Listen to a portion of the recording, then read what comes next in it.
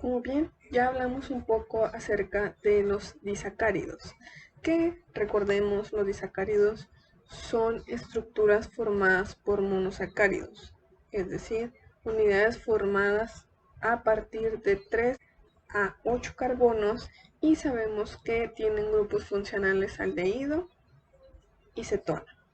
¿Okay? Entonces, dos moléculas de monosacáridos son las que se unen para formar un disacárido.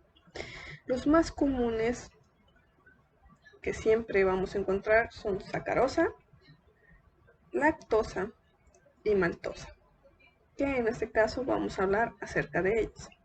La sacarosa es un disacárido formado por la unión de glucosa y fructosa. Sabemos que para unirse necesitan un enlace glucosídico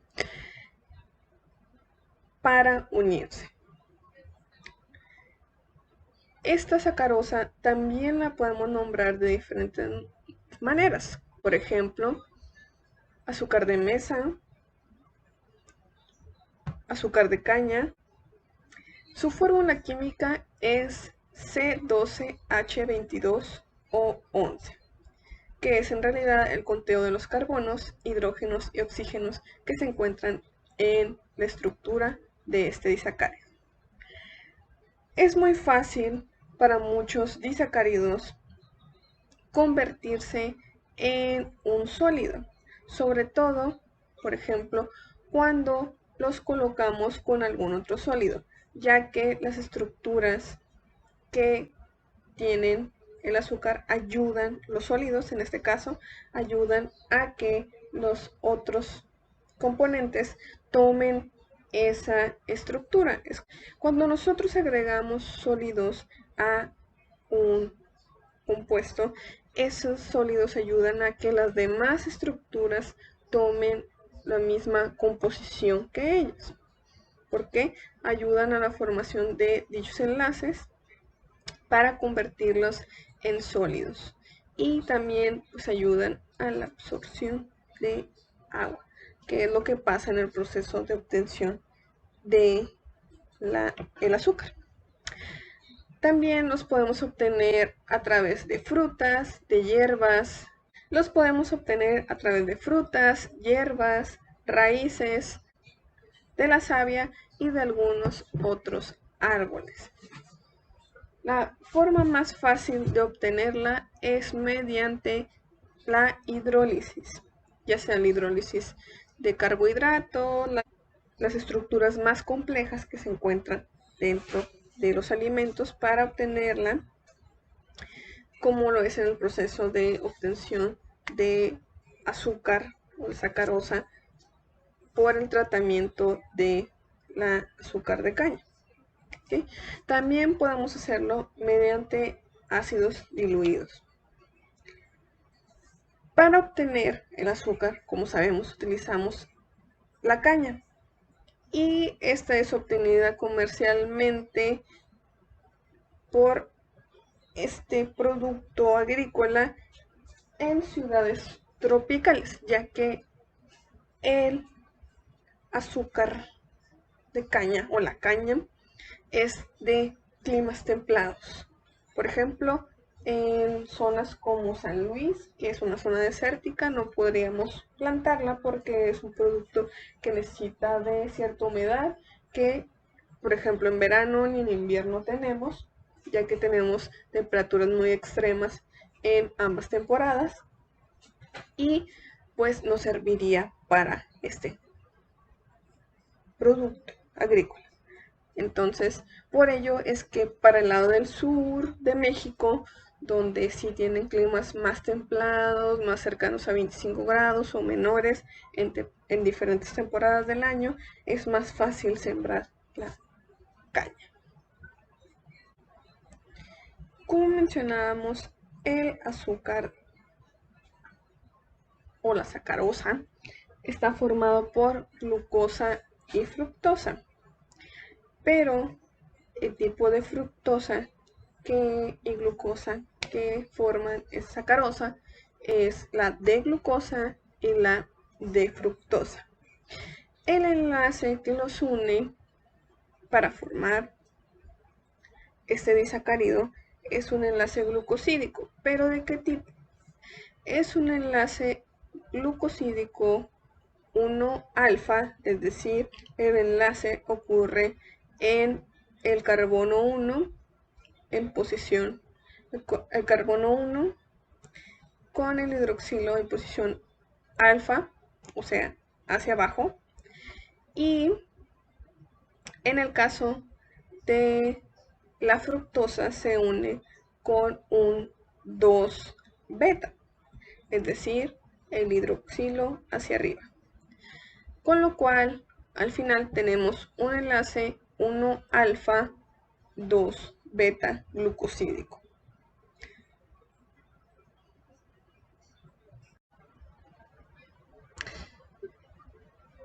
Mencionamos que la maltosa es un disacárido formado por dos D-glucosas, unidas por un enlace glucosídico. Pero recordemos que para cada disacárido hay un tipo de enlace glucosídico en específico. Por ejemplo, en el caso de la maltosa, está formado por un enlace 1-alfa 4. Cuando el carbono, el hidroxilo. Ahora, la maltosa es otro tipo de disacárido. Este tiene una fórmula de carbono 12, H22 y O11. Si pueden observar, tiene la misma cantidad de carbonos, hidrógenos y oxígenos que en la sacarosa. Pero la gran diferencia entre la maltosa y la sacarosa es que la maltosa está formada por dos unidades de glucosa, es decir, dos monosacáridos de glucosa.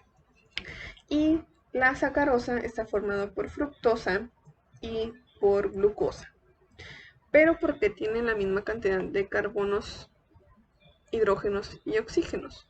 Recuerden que la glucosa y la fructosa comparten la misma cantidad de esos elementos, solamente que pues tienen diferencia en la estructura por ciertos hidroxilos que se encuentran en diferente posición y por el grupo funcional, pero contienen la misma cantidad de. Pero la diferencia radica en su grupo funcional y en la distribución de los hidroxilos y también la ubicación del grupo funcional. Recordemos que el aldehído está en la primera posición, en el primer carbono, y el grupo cetona está en la segunda posición. Y recordemos que también a eso se debe que sea una furanosa o una pentosa. ¿Okay? Entonces, la maltosa es también llamada azúcar de malta. Es muy utilizada este tipo de carbohidratos para la elaboración de cerveza. ¿Por qué? Porque ayuda a que el microorganismo, que en este caso utilizan mucho la Saccharomyces cerevisiae, una levadura, también utilizan otro tipo, otra especie de Saccharomyces, pero es la que principalmente utilizan. Este carbohidrato es el que utilizan los microorganismos para producir la fermentación y por supuesto el alcohol que tanto nos gusta, ¿verdad? También sirve para dar ciertos sabores a el producto. Por ejemplo, en algunas ocasiones utilizan el tostado del grano para darle un sabor más fuerte o un sabor más ligero un sabor más fuerte al producto. Para agregar ciertos sabores en las cervezas más fuertes o más delicados, utilizan también el pretostado de el grano antes de macerarlo, que es el proceso de molienda y otros procesos también. Entonces, tostan el grano pero sabemos que cuando nosotros sometemos un cereal a un tostado ocurre una reacción con las proteínas y los carbohidratos que incrementan el color y cambian, bueno, producen cierto color y cierto sabor, que es la reacción de Maillard. Entonces, al producir esta pigmentación y estos nuevos sabores y estos nuevos productos aromáticos que se producen con el tostado, hacen un sabor más fuerte. Y eso es lo que ayuda también a tener una cerveza más oscura. Volviendo a la maltosa, esta es obtenida a través de la hidrólisis de material amiláceo. Material amiláceo. ¿A qué me refiero con material amiláceo? Me refiero a el almidón que se encuentra en el producto. Recuerden que el almidón es una estructura muy grande, es un polisacárido que en su estructura solamente tiene glucosa. Son glucosas, cadenas de glucosas extremadamente grandes que lo forman. Entonces nosotros al hidrolizarlo, que quiere decir hidrólisis, separarlo, seccionarlo, podemos obtener las maltosas, que también le podemos llamar dextrinas, ¿recuerdan? Entonces, para obtenerla, pues utilizamos el proceso de hidrólisis, pero esa hidrólisis se puede producir por enzimas, por calor y por ácidos diluidos. La reacción enzimática es producida por la maltasa y esa maltasa, recordemos que es exclusiva para la maltosa. ¿Okay? Que en un principio obviamente deberíamos utilizar la amilasa, que es específica para carbohidratos, y después utilizar la maltosa para degradar las glucosas, los disacáridos obtenidos a partir de la hidrólisis del almidón. El calor ayuda a que en este caso se separen, ocurre una rehidratación de las moléculas para volverlas a su estructura normal. Recordemos que cuando se produce el enlace glucosídico se libera agua, entonces para volver a su forma natural o a su estructura más sencilla necesita absorber agua. Entonces absorbe el agua y se separan esos componentes. Y por ejemplo, en la dilución ácida hace efectivamente lo mismo. Entonces mencionábamos que esta maltosa está formada por glucosa y glucosa. Pero, ¿cuál sería el nombre en específico del enlace glucosídico que une estas dos moléculas de glucosa? Cuando el hidroxilo de otro de los carbonos que se encuentra en la estructura forma enlace, pero no es el carbono donde se encuentra el grupo funcional, no se pone alfa ni beta. ¿Okay? Solamente se designa el alfa y beta al hidroxilo o a la posición del hidroxilo del carbono del grupo funcional. ¿Okay? Para los demás solamente se dice que es 4, que es 2, 2 en el caso de los que tienen grupo aldehído, 3, 4, 5, 6, 7, 8, solo el número del carbono. Este tipo de carbohidrato es un azúcar reductor. Ya habíamos hablado de los azúcares reductores. Hablábamos y mencionábamos que un azúcar reductor es aquel azúcar o molécula de azúcar que es separado. Por ejemplo, en este caso, si rompiéramos el enlace glucosídico, tendríamos como azúcares reductores la glucosa y otra molécula de glucosa.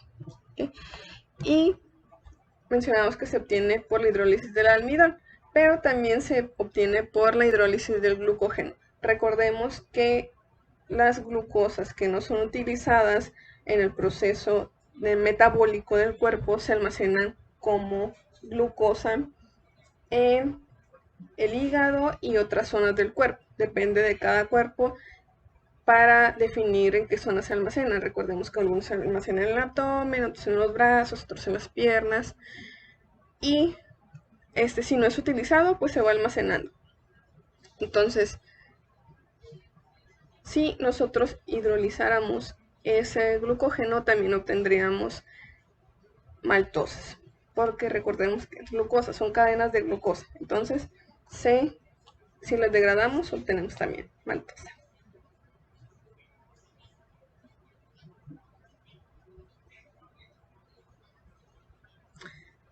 Algo que también es importante definir es el carbono anomérico, que lo van a estar encontrando en muchas de las imágenes que les estoy mostrando, que se refiere al carbono donde se encuentra el grupo funcional.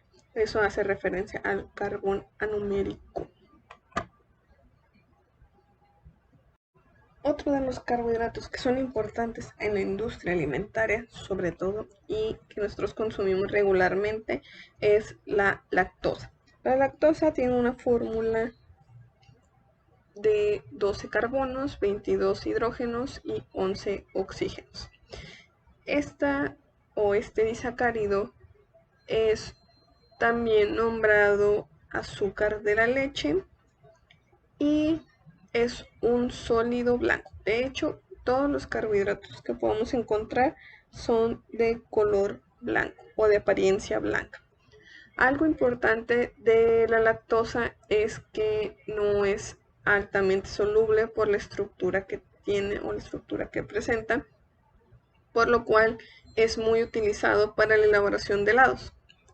La leche ya lo contiene naturalmente y eso nos sirve para producir esa consistencia en los helados y sobre todo producir la apariencia granulosa o granulada o arenosa que tienen los helados.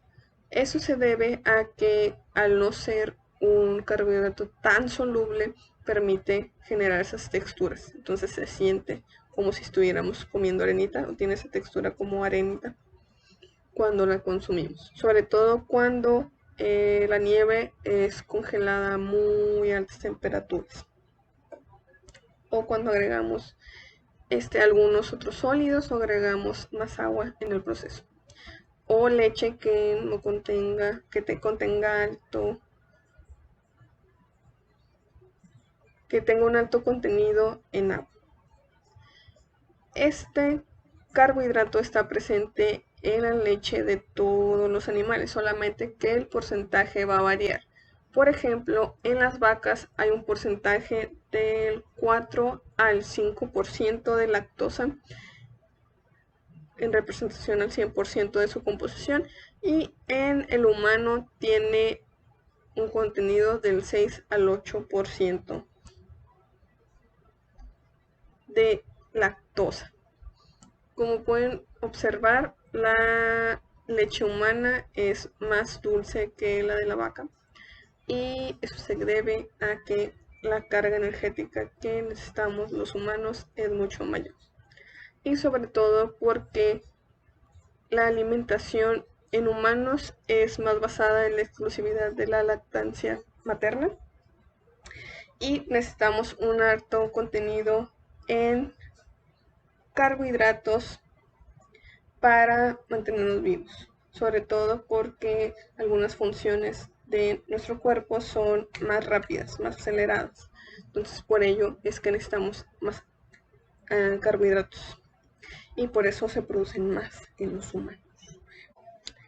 Como mencionábamos, la lactosa está formada por dos monosacáridos, que son la galactosa y la glucosa. Es importante señalar que la única enzima que puede hacer que se hidrolice este disacárido es la lactasa. Recordemos que las enzimas son muy específicas. O sea, la lactasa es la que va a ayudar a que se separe o se hidrolice este disacárido. Y con ello, pues, obtener otra vez las moléculas de monosacáridos.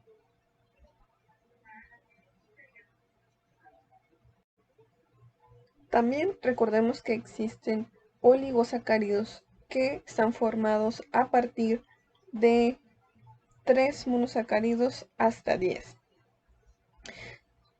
Uno de ellos es la rafinosa. La rafinosa la podemos nombrar también melitosa. Este carbohidrato es un trisacárido, es decir, está formado por 3 monosacáridos, los cuales son glucosa,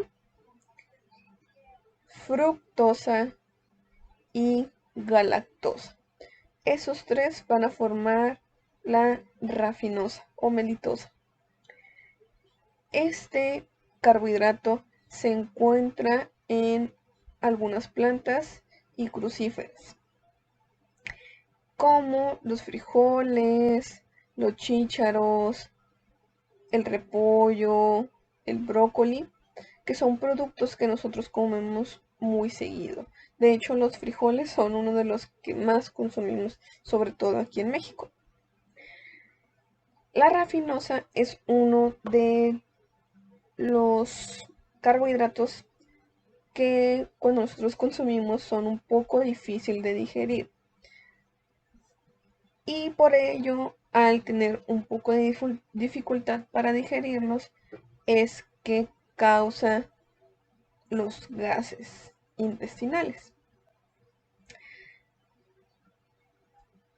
Para la degradación de este trisacárido se necesita de una enzima en específico, que es la alfa-galactosidasa. Esa es la enzima para realizar la hidrólisis de este trisacárido. Y recordemos la estructura, está formada por glucosa, fructosa y galactosa. El orden que sigue en la estructura es glucosa, partiendo del monosacárido que está en la parte superior, galactosa y fructosa. El orden consecutivo que sigue la estructura es glucosa, galactosa y fructosa. Los enlaces que tienen entre glucosa y galactosa es un enlace 1-alfa 6-glucosídico. Y el enlace que une a la galactosa con la fructosa es el enlace 1-alfa 2-beta glucosídico.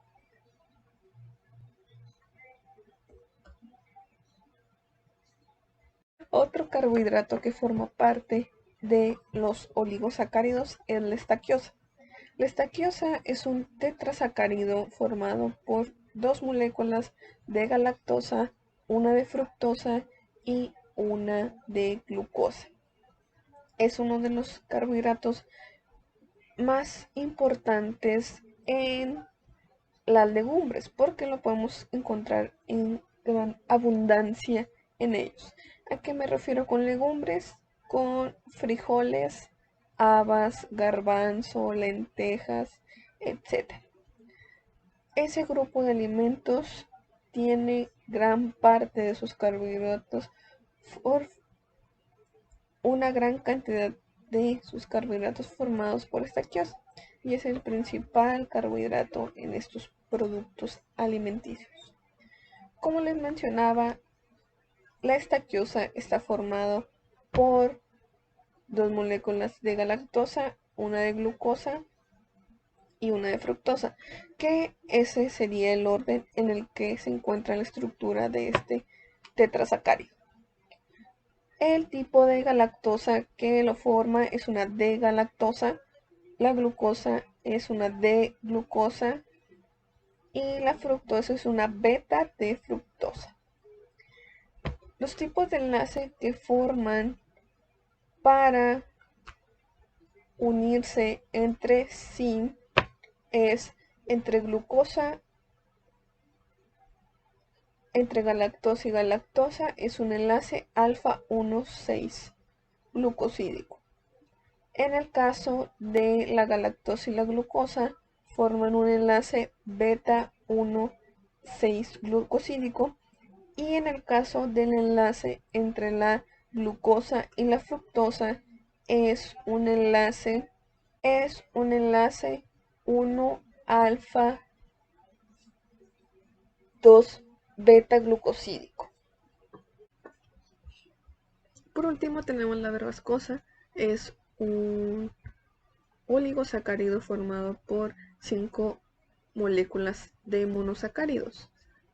Entre las moléculas que se encuentran en esta estructura son 3 galactosas, 2 glucosas y una fructosa. Este oligosacárido se encuentra solamente cuando están en su estado de maduración o durante su maduración en los tubérculos, solo se encuentra en los tubérculos, los rizomas y algunos de los productos en los que se pueden encontrar en la remolacha, el camote, la calabaza, la zanahoria y la patata, pero en proporciones muy pequeñas. También se puede encontrar en algunas vainas, como son las habas, y en el jengibre. Como les mencionaba, la estructura está formada por 3 galactosas, una glucosa y una fructosa. Los enlaces que unen a las galactosas entre sí y a la glucosa es un enlace 1 alfa 6 glucosídico, mientras que la fructosa y la glucosa están al final de la estructura, se unen mediante un enlace 1 alfa 2 beta.